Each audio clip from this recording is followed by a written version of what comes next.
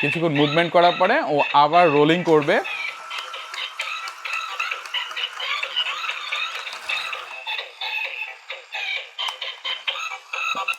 আমরা বাবা মারা চাই যে শিশুদের জন্য এমন কোনো খেলনা যেটা ও নিজে নিজেই এঙ্গেজ হতে পারবে এবং বাবা মাকে খুব বেশি এফোর্ট দিতে হবে না, এরকম খেলনা যদি আমরা চাই সেক্ষেত্রে খুব দুর্দান্ত পছন্দ হবে এই স্পিডি কারগুলা।